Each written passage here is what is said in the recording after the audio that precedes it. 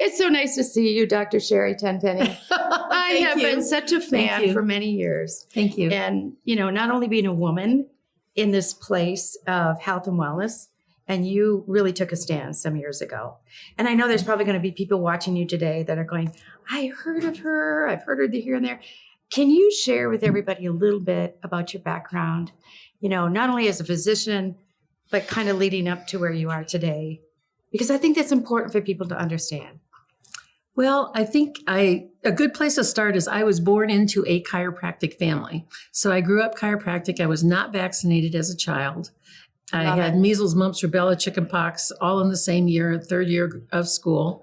My mom fought the family doctor. My dad fought the school board to keep me moving forward. And then I wanted to go to, from the time I was 4, I wanted to be a medical doctor.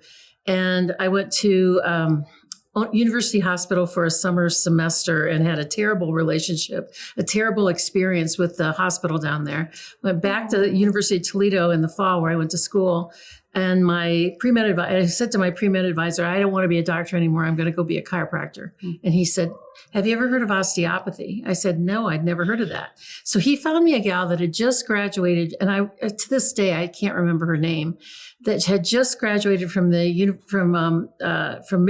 Michigan Osteopathic School, whose father had been a chiropractor. And she took me to lunch and told me all about osteopathic medicine. So I decided to be an osteopath. When I was finishing up my internship, I couldn't decide what I wanted to do because every rotation I did, they said, you should be a surgeon, you should be an internist, you should be intensive care and all this stuff. And so I had 3 weeks left before I was out of a job and an unemployed medical student. And a couple of my really good friends said, why don't you go into emergency medicine? Because you're good at everything and you can do that for a couple of years and then decide what you want to specialize in. So I said, okay, so that's what I did. 12 years later, I was the director. I had been the director of a level 2 trauma center. Wow. I was the first DO on an all MD medical staff, one of only 4 women on that medical staff of all men. And the director, Sherri. And the director of the emergency department. They made me the director of the emergency department, which when you're the head of an ER, you're kind of like the center of the hospital. I worked ER for 22 years. So you know what I'm talking about. So then, my business partner and who had done all my ER work with, Dr. Dave Franczek, was diagnosed with metastatic renal cell kidney cancer at the age of 32 and died within 8 months and was just devastating. And I decided I didn't want to do that anymore because it was so much fun with Dave and it was not fun anymore.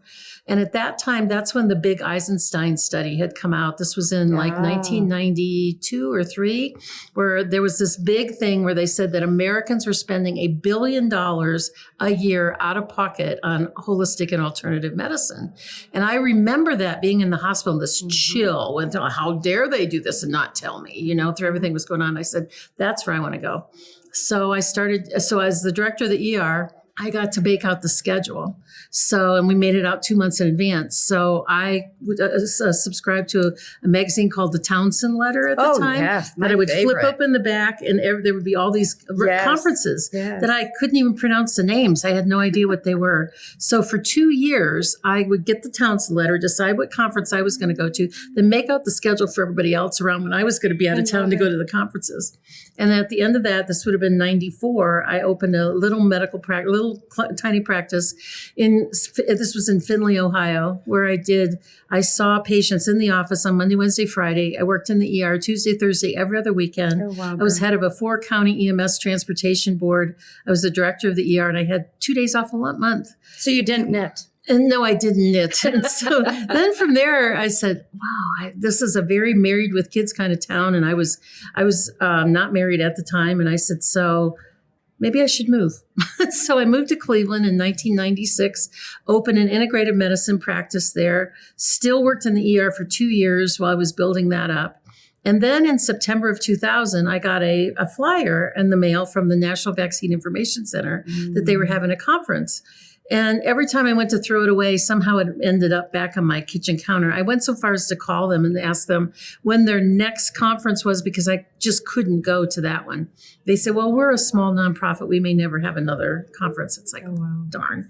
And so I said, well, there must be somebody there I need to go and meet. Well, it wasn't somebody. It was something that ended up to be my destiny. That I went to that meeting. It was in September of 2000, listened to doctors and nurses and moms of vaccine injured kids and, professionals, lawyers, bench scientists, research, and came home and said, how did I miss this? Mm-hmm. How did I not know about this? I said, well, maybe I better start reading about this. So I pulled out. Meanwhile, you were a daughter of a vaccinated Yeah, family. because I never gave So vaccines correct. a chance. I mean, I never gave it a thought. Yeah. The parent started coming into my office, like clutching their baby to their chest going, Right. how do you feel about vaccines? I go, I don't know. I don't think they're necessary. I don't know. I never had any Mhm. and never gave it much of a thought. So after I started reading, it was, I couldn't believe what I was reading. I spent the first 3 years being extremely angry. And It's one night, mind-blowing, isn't it? I was sitting upstairs in my upstairs office and I was reading about pertussis and how the doctors had been so scammed about the pertussis vaccine. I just started to cry and I was crying really, really hard. And I said, God, why'd you give me this to do? Why didn't you give me Tony Robbins, go team rah rah? This is hard and nobody wants to hear it and nobody wants to believe it. Yeah. And I'm sitting up, it's like 2:00 in the morning. I'm the only person in the house. And out loud, I heard the Lord say to me, because you're willing to do the work. Wow. And I said, oh, where was that voice coming from? And But you were anointed long before that, don't you think? oh, maybe. Think about everything. I don't, maybe. Yes. So from that point on, I just decided I would educate people about the problems associated with vaccines. And that has been my life commission, my life work. I've been doing it for almost, 24 years now. Mhm. And it's been a ride. And it's, my whole idea was if I could get to people before they started vaccinating. Right. But what ended up actually really happening was they would vaccinate and then they would hear what I had to say. Right. And then you'd have to unwind that, all that Mhm. stuff. And so when COVID came out, I was,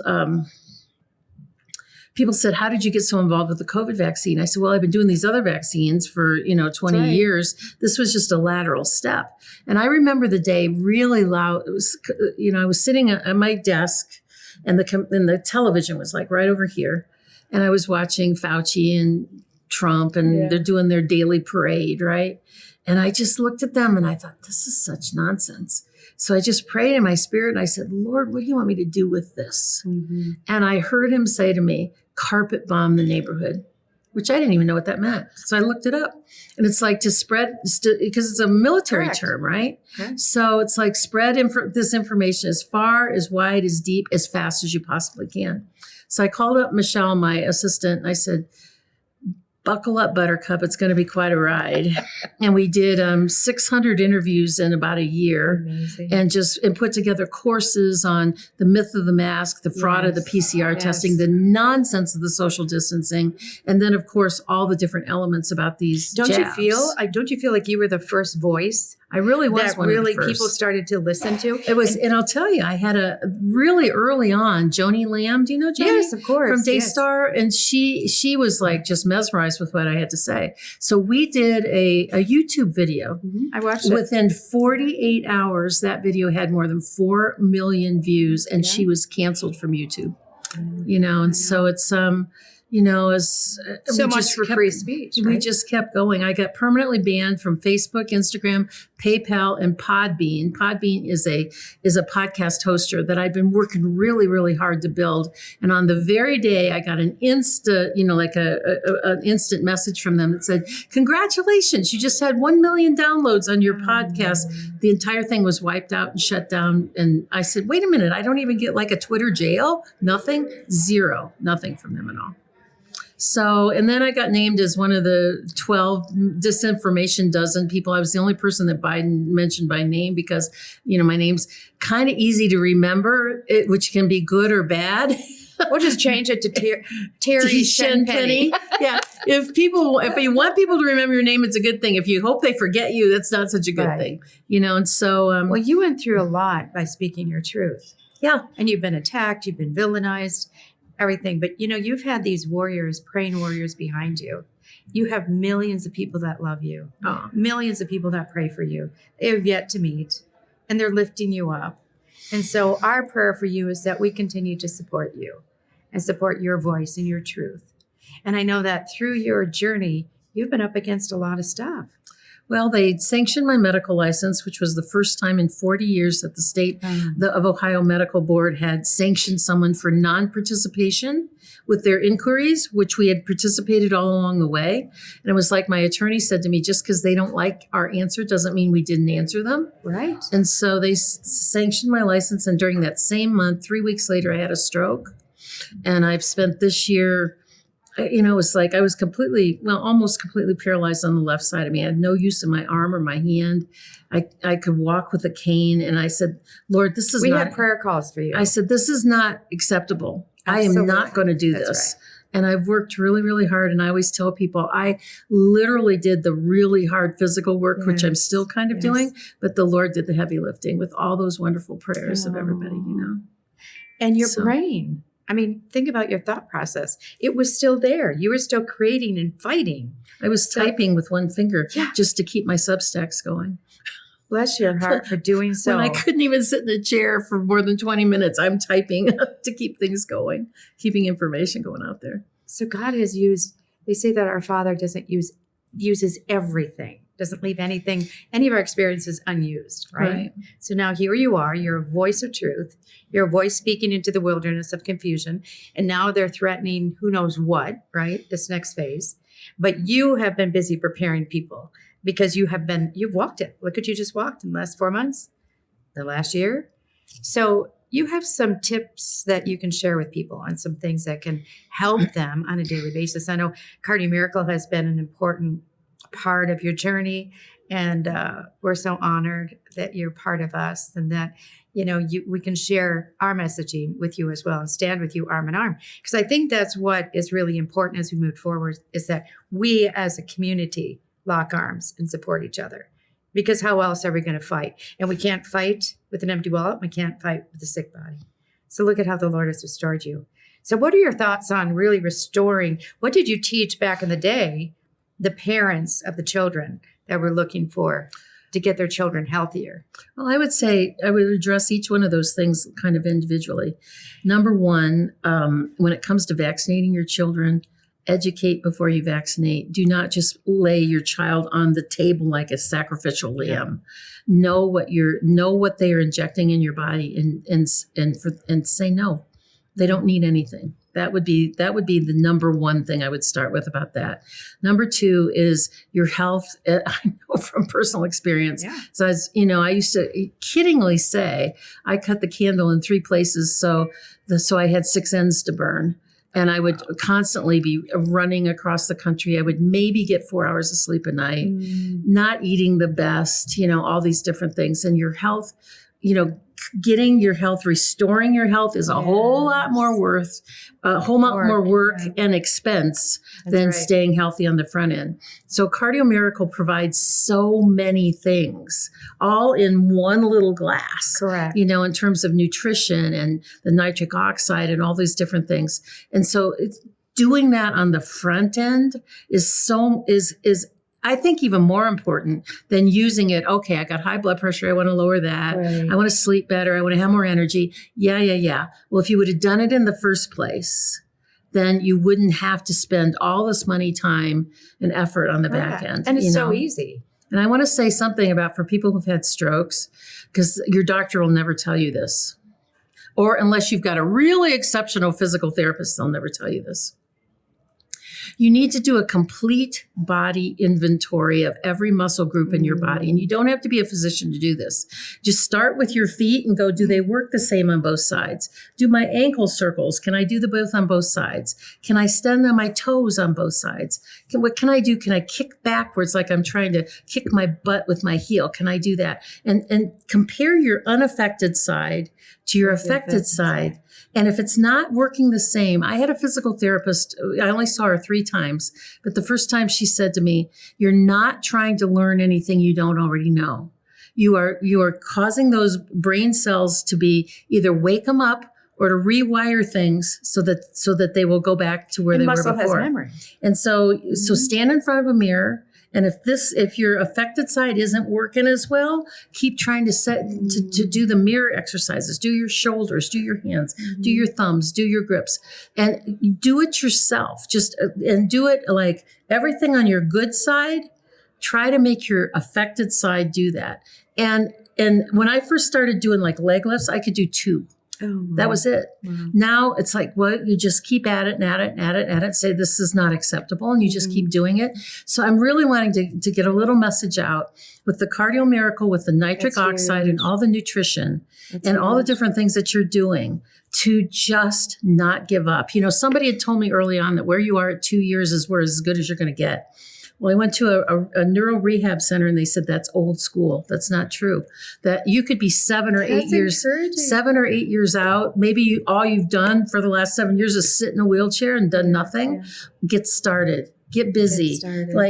Lift your hand like this. If you can't do it with this side, keep at it until you can get some motion back. There's always room for improvement. And with things like the unbelievable amount of benefit that you can get from Cardio Miracle, it's a good core supplement for you can take. Correct. And if you're, so mix up a little bit in the morning and take that with your pills or your vitamins or your other things that you're doing, and start your day by just flooding your body with all those nutrients and all that nitric oxide. I love that. And you always talked about, blood flow. Life is in the blood, right? Right, exactly. So think about how important nitric oxide is. How I wish we would have had this years ago, as there were those parents that wanted so much their children to be healed from the vaccinations or some other issues that they were facing. What else can you give? What other tips can you give people that will be watching this and say, you know what? I really believe that I need to flood my body with Cardio Miracle. What else is happening when you take nitric oxide within the body? Well, it's a big vasodilator. And so, any place, if there's any organ system in your body that you think might do a little better with a little bit more blood, which is like tongue and cheek, of course, it's like every organ system, right? Then it's going to vasodilate, which is dilate the blood vessels so that you can get more blood, more oxygen, more nutrients. And then on the other side of that, you can detox and get more stuff out of your system too. So it's nutrients in, garbage out, and it really helps on both sides of that. Think about what's happened in the last few years with the mental health in our country. I mean, how significant is the mental health versus physical health? Because people are talking about their physical health, but the mental health of it all, I can't imagine what you've been through the last year, is to be mentally strong.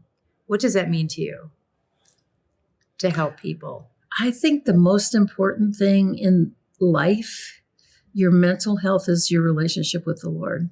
Oh, yeah. I mean, it's like if you aren't in the right place with God, nothing else matters. Nothing else matters. You can have all the money in the world. You could be the healthiest. You could be the healthiest triathlete in the world. Mm-hmm. You could have, brilliant children. You can have all the money in the world. But if you are, all that stuff is going to stop when you die. That's right. But eternity goes on forever. That's right. And so where you are with the Lord, and to repent every single day, because every day we sin. That's right. With what we see, what we say, what we think, yes. Our interactions with people. Yes. Just clean the slate every morning and say, Lord, when I get up, first thing I do when I wake up in the morning is it's like, good morning, Lord, I got another day. Thank you. Yes. Please forgive me yesterday for all my sins of omission, things that I forgot to do that I should have done, sins of commission, the stuff I shouldn't have done, and some things you can actually literally name. Yes. And then please give me the strength to serve you better for today. It doesn't take a lot. You clean that every day, because it's not like you just say the forgiveness prayer once and then that's right. You're done. That's right. So to me, my strength is in the Lord, and He's the one that has kept me moving through the stroke recovery process, Amen. through all of the troubles that we're having now economically. And, Cardio Miracle could help people with that too, to be a distributor, because what you're doing is you're sharing your story and telling people how it helped you. And then most people go, I want to try that. And then once they try it and they feel the difference, they want to stay on it and keep going. I like what Bobby Kennedy says. I wake up every morning and I say, God, this is Bobby Kennedy. I'm reporting for duty. Right? There you go. I mean, that's what we all Same do. thing, yeah. Get up every morning, report for duty. Before you report for duty, clean the slate. Yes. Say, I'm really I love sorry that. for what happened yesterday and all those things that I should have done that I didn't. Forgive me for those too, Lord. Yeah. I'm doing the best I can. I'm doing the best I can. Well, you have done such an amazing job all these years. Again, like I said, the unsung people, the millions of people that you've helped, encouraged, educated. I mean, I think that's the core of what you do every day is the education process, is you're educating people that never thought they'd be engaged or even seeking the answers that you have been giving them. How many people thought before the last 4 years that they would be caught up in this mandated vaccination situation, right? Nobody imagined that. They thought after you're youngsters, you get vaccinated, boom. Now they were facing it as an adult. And I think it was a new ground for people, correct? I mean, it was a really troublesome time for people that had never been faced with a non-optional situation. Well, people didn't want to face the truth about vaccines for 200 years. And then when, in 1986, when they passed the Injury Compensation Act, and in 1991, when the vaccine schedule ramped up, because now if people get if they starting from birth to 18 years of age, if they get every dose of every vaccine on the schedule, they will have over 12,000 micrograms of aluminum injected, over 500 micrograms of mercury, and more than 110 different chemicals injected. And somehow we call that health. And we think that's good for our children. Mm-hmm. And people just do it routinely because they said so. We have to do it to go to school. And in most schools, most states, you don't, with the exception being West Virginia, Mississippi, Maine, and California, and New York. That's good. But they still have religious exemptions. Yes. And so, in 2015, they made a mistake, and they said, "Oh, we've been ramping up the schedule. We forgot about the adults. We need to implement the adult vaccination schedule." So this started in 2015. That was 10 years ago, which they stopped using carrots and they started using sticks to get people to get the flu shot, like in the healthcare industry. Instead of saying, "We'll give it to you free," then it went to, "If you don't get it, you can't have a job." Correct. And so there have been all these warning signs. I've been warning people about this for 20 years, and people just wanted to ignore it. And the sad part is, and there was actually a little bit of a survey that was done probably 15 years ago, because I was really frustrated. And I said, why is it that people can't get this until they've been injured? And they said, because it's not personal. When you suddenly get a flu shot and you get Guillain-Barré syndrome, correct, or your child seizes in front of your eyes, or ends up with asthma, allergy, eczema, ADD, ADHD, autism, the worst form of brain injury for these kids, then it's like, what did I do? Correct. It's sort of like eating junk forever. You're always eating garbage, and there's over 3,000 food additives that have been proved to be in our food, and you're just eating junk, and you're not exercising, and you're 50 to 100 pounds overweight. You don't think anything about it. It's just my life until you have the heart attack. That's right. Until you have the stroke. Until you have cancer. And then it's like, oh, well, I guess I better clean everything up. We in Americans, I don't know if it's something about our society, because it's different in Europe, because they walk all the time. They eat good food. They're always eating fresh things. They're going to market every day, and things like that. And but Americans are like, well, the doctor will fix me. Or if I get sick, I'll just take a pill, or I'll just go to the hospital, instead of self-responsibility and getting on the front end of that and doing something for your health, for your body. And like with I'm just such a big fan of the Cardio Miracle because, it's like 56, 58 different fruits and vegetables all in the same time. 58. I have a really good ingredients. friend who hates vegetables. He just won't eat anything green. And he won't eat anything green. I go, well, here, take a scoopful of this every day and then I'll get off your back. There you go. But it's so easy. I mean, Right. It truly is very easy. And it's tasty. And it tastes great. Mhm. And so you now have an all-encompassing product, over 700 nutrients, over 58 ingredients. How exciting. He recently added lion's mane, Right. And the glutathione and the NAC. NAC. Those three, I think, are very important. Can you speak a little bit, because we get a lot of questions about glutathione. What are your thoughts on glutathione? Well, glutathione is your body's number one biggest antioxidant. Yes. And we're always talking about antioxidants and, they're supposed to keep you from rusting is sort of like the thing. So glutathione is your body's number one antioxidant, and you can't really ever get too much of it. So it's really good to have that in there. That's amazing. And lion's mane for the brain. I don't honestly know a lot about lion's mane. I know it's really good for neurological things, but on a specific basis, I'm not that versed in it.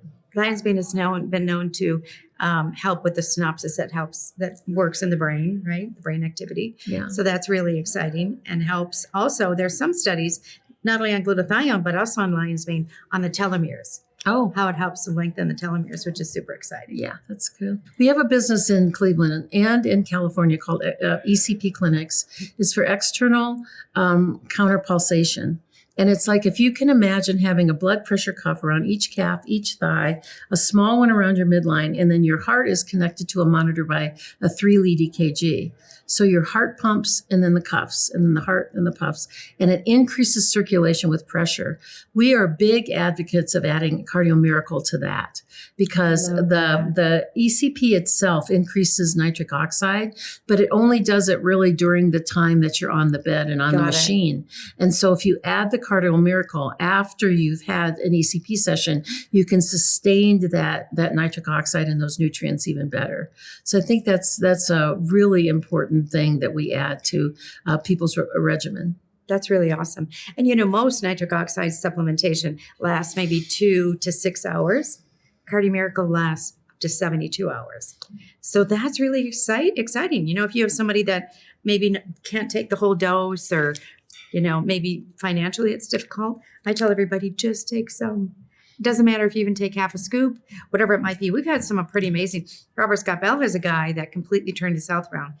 And Robert thought he was taking 2 to 4 scoops a day. He was taking half a scoop once a day. Oh, wow. And after 6 months, he had all kinds of, really amazing praise reports. So that's exciting. Great. That's really good. Well, you are such an angel. We love you so much. Oh, thank you. Thank you so much for everything you're doing. Well, thank you. And Cardio Miracle is so honored to have you on our team. Well, thank you. Be able to help the millions of people through your experiences. The word says, all things work together for good for those that love him. And the thing about that verse, it's all things. All things. My favorite verses in the Bible are definitives.